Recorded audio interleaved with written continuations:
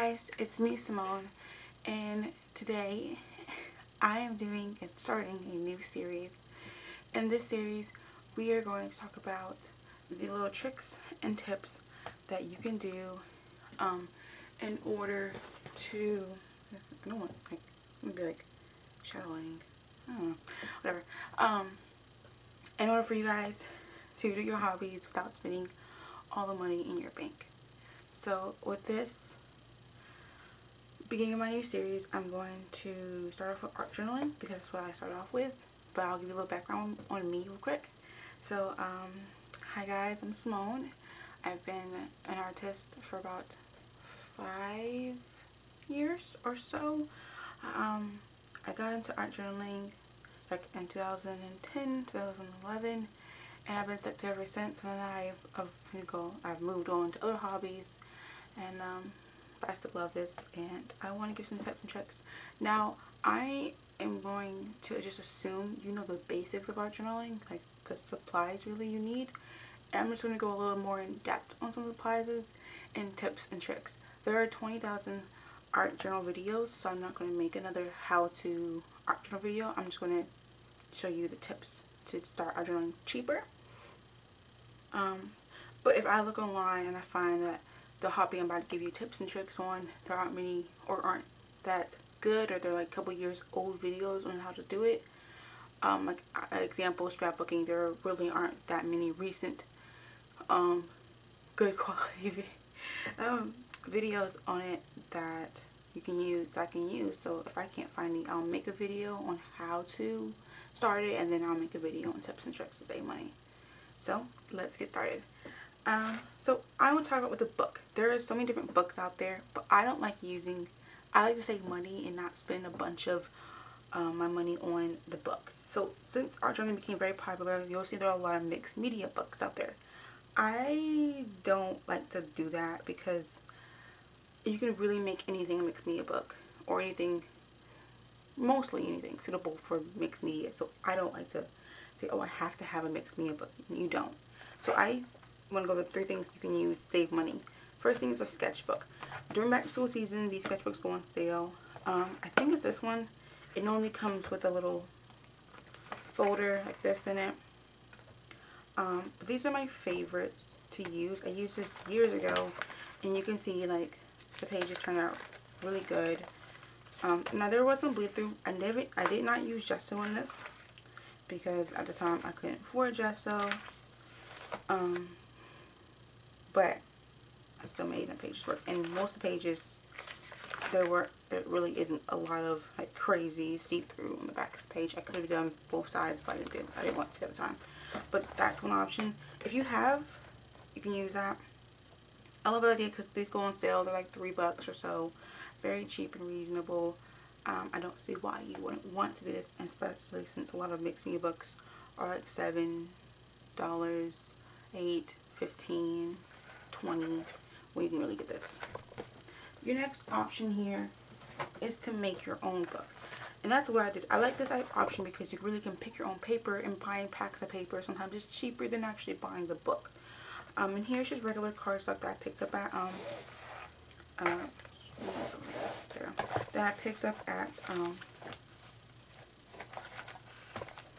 Michael's. And in here I just drew and had fun, and there's a bunch of paints and mixed media yumminess, just yumminess in here. And I got the tutorial on how to make this from Jenna Belly, and the buttons on here are from Jenna Belly, and that's from magazine. So this was just using a a cereal box paperboard, and then sewing the pages, and I'm done. And I've used this thing. I loved it. It's great because it's a personal size, like if you want a certain size, which is pretty awesome to get. So this just helps you if you want a certain size and there's no certain size out there for you, and if you want to make different pages, because sometimes buying, like, I've seen people who have mixed media books and the pages are really thin or not that thick, and you're like, what's the point of spending so much money on it if I'm not getting like the mixed media quality paper that I need, you know? So I can actually have more control of what paper quality I actually have in here. But that's my option. So that's not a cheap option. I'm actually going to make a new book, a homemade book, because I just got a bunch of paper. So if you want to see me make it, well, I'm not going to really go over a tutorial. I'll just show you because there already is a tutorial, and that's not my idea.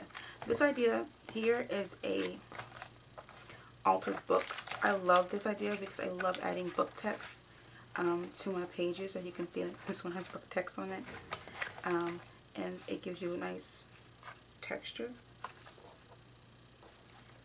Of course, it is European. I like this because you can go to your local library and purchase this for, you can go to the local library and get free books. So I like the idea of being able to get free books and just painting them. And the steps of doing this are really, really cheap. Like, I got this book for free from my library, and then I went through and used my X-Acto knife to cut the pages out, some pages out.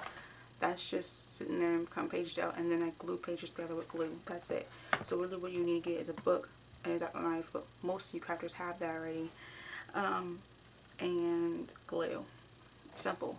And so that if you had to go out and buy all that stuff, my X-Acto knife cost me $2, and then glue, you can get that for a couple dollars. So I love this idea. That's pretty cheap too. Alright, the next thing we're going to talk about is gesso. I do want to mention this real quickly because when I watch videos of art journaling, they always recommend gesso. It is gesso, it's not gesso. It's gesso. I don't know, it's like pet peeve right there when people say gesso, and I'm like, no, gesso. But what is this gesso? Gesso is basically, it's a white primer that stiffens your page and adds a tooth to it. So it's really good for a good primer before you put the page down. So like right here, if you can see, I have paper on my desk because my desk is disgustingly dirty with paint on it because I never put paper down. But if I wanted to use this paper right now and do a lot of mix me up painting on it, if I don't want it to stick through the other side, I might want to use gesso. It's optional though. You don't have to use gesso. Actually, to be honest, you don't. Gesso, what does it? Gesso basically just prevents your paint from seeping through to the page. It kind of has a barrier, so the paint sticks to the gesso, not the paper. So gesso sticks to paper, and the paint and everything that you're adding sticks to gesso. You really can get that same effect by adding glue to your pages, or adding matte medium. It's the same thing. It will do the same thing if you don't want to, if you can't afford to buy gesso. It's an option. So gesso is optional. For my altered book, I do like using gesso, but it's optional. I've done altered books before without gesso. Turned out fine. So that's nothing. This cost me $7 to purchase this. Next one I'm talking about is your glues. I mentioned them, so I'm going to go over here and talk about them real quick. I have different kinds of glues out here, and different people use different things. So I'm going to talk about where I got these from, the prices. This is, of course, everyone knows this, Elmer's glue, school glue. Love this stuff. I use this for the longest time. The only thing about this is, I go through this pretty quickly, but this is the cheapest. So I love this stuff. It comes pretty thick or thickish. I'm going to normally just put some water in it right now a little bit. I love this stuff. I buy tons of these during back to school season. My advice though, if you're going to use Elmer's glue, is just to get the gallon and not buy these little tiny bottles, because, well, this is actually a big bottle, but the bigger version. But just because if you're going to use a lot of gesso, school glue, you would want to just do that. So I would recommend going out, buying a couple containers of this small glue during back to school season, and then buy a gallon, because you're going to save more time and money. Every 2 seconds you're running out to get glue. Next thing is Aleene's Techie Glue. I have the clear and the this white one that dries clear. I love this stuff, but I would really recommend this for heavier items that you're gluing into your art journal. Favorite, this is so cheap. This is $1, I think it's $1.57 or something at my local Walmart. Very cheap glue. I get this at Walmart. I don't get it at any other place because most of the places, especially craft stores, want to raise the price of this, and I don't think it's worth that. But that's something I love to do. The next thing I have, Mod Podge. I would be careful with Mod Podge because Mod Podge can be a little sticky once it dries. It just means it didn't cure all the way. But if you do use this, I only have that problem with gloss or satin Mod Podge, but I've never had a problem that much with matte, so that's another thing if you want. Now, then you have glue sticks. I don't use glue sticks in my art journaling because I add a lot of medium, but I know I do have seen people do it. It's personal opinion. So if you don't add that much mediums, like wet mediums, then you can always use that. And then the last one you have is my favorite, and this is matte medium. I was so happy when I found this. Matte medium can be very expensive. This is $3 and like I think it's like $47 at Walmart. Awesome. This is 16 fluid ounce. Oh, sorry, this is 8. I think 16. This is 8 fluid ounces. I love this stuff. This is my second bottle. It's my first one. It's not empty. I was just like, oh my gosh, it's not as thick as it used to be. Like, because you see the difference. So I had to buy a new one. I love this because this gives me an awesome. There's so many effect. There's so many different sorry, I keep saying There's so many different things you can do with matte medium, and I love matte medium for the fact that I never had a sticky situation with it. You know, it doesn't do what my brush does sometimes. Love this. I have yet to try the gloss medium that Walmart sells. This is from Walmart. This is a Dollar Roni brand. This is acrylic. I love this stuff, and I would highly recommend it. But if you want to see some cool techniques with this, I mean, with matte medium, you can do a glazing technique. With this, you can do a varnish with this. So I thought it was cool. I can make this like people have a pouring medium and a glazing medium, but you really can just use matte medium. So I just love that. You know, just mix them together and you have a cool effect. So that's what I love. Here, alright, moving on, we're gonna talk about paints real quick. Alright, now since you're getting started, you're gonna want to get your paints. I will highly recommend do not buy expensive paints. I see a bunch of entrepreneurs who are professional artists who get paid and have product out there who use more expensive brands. But if you're just starting and you're not getting all that, don't do it to yourself. I like this stuff. I mostly use Apple Barrel, but occasionally Michaels will have a sale on their paints and I'll buy them. I'll buy this from them. This is 50 cents on the average. This is 69 cents on the average. I normally get to this one because I like to say that 19 cents, you know. I love this stuff. Very cheap, very reasonable priced, and for me, it just gets the job done. I've created a bunch of cute pages that I showed you earlier with this craft paint, and I have not regretted it. I mean, I'm not selling it or nothing, so it doesn't matter to me. But if that's something that you might want to do, then you can think about that. We're going to hit up mist real quick, because mist are very, a lot of you use mist or sprays on their journals. I make my own sprays. Saving money, saving tip. There is no reason you should go out. If you are just starting, you can always do this. I love this idea of just making my own sprays. I just put water in here and then some paints and make it very thin, and boom, I have a spray. Love this idea because it gives me, you know, the effect that somebody would get. They spend so much money on theirs.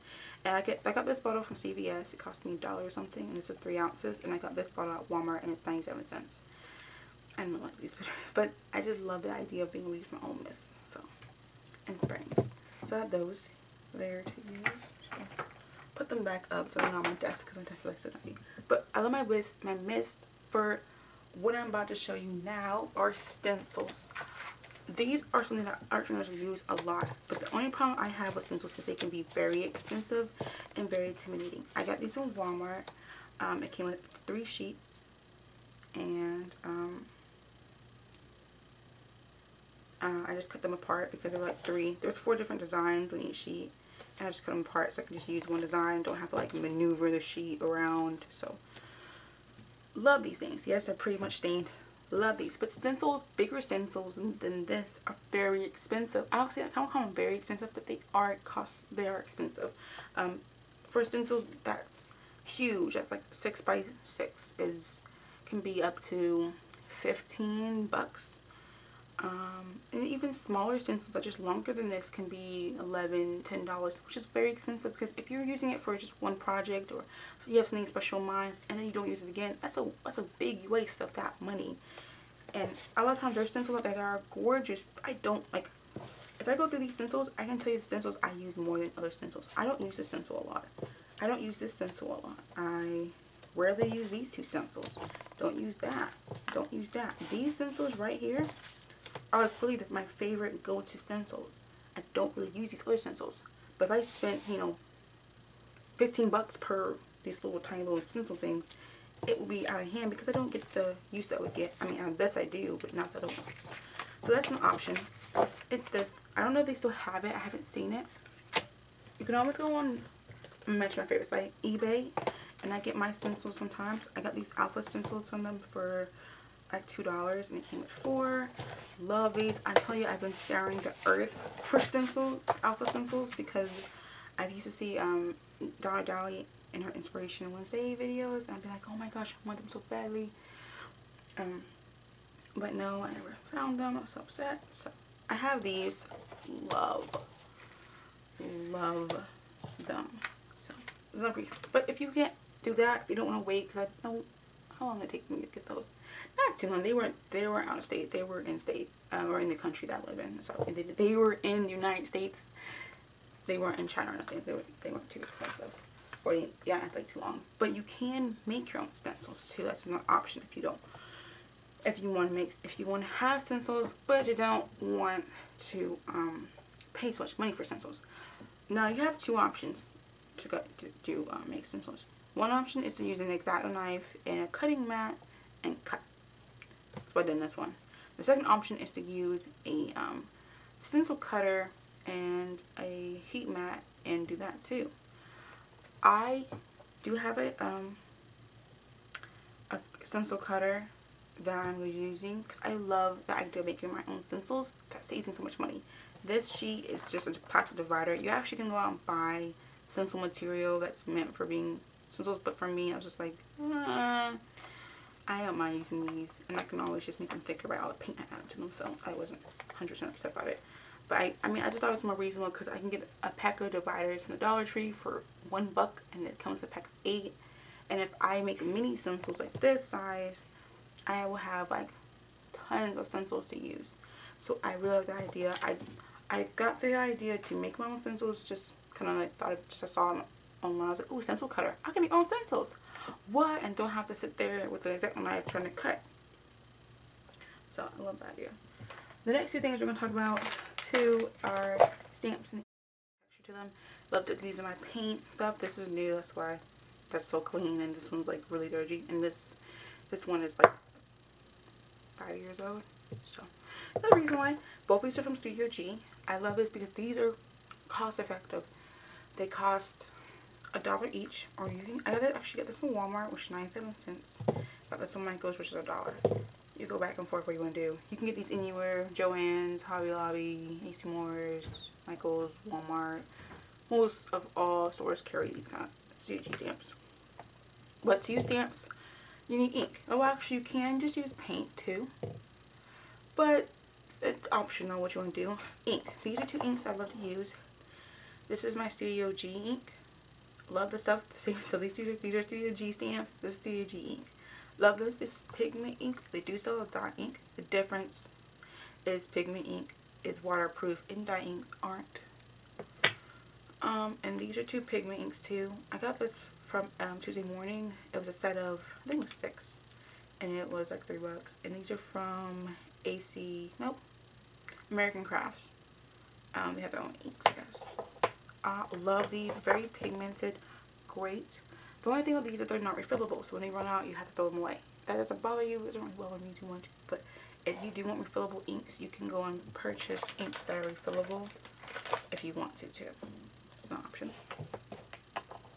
Alright, we're gonna move next option we have too, and this is tips, is what your hands are getting dirty, you're painting, you're trying to do certain techniques, and you need to clean your hands. I love keeping a rag with me that I just get put on my paint on. These are just old rags. You can go to the dollar store and pick up some rags, whatever. I have a rag, and then I have wipes.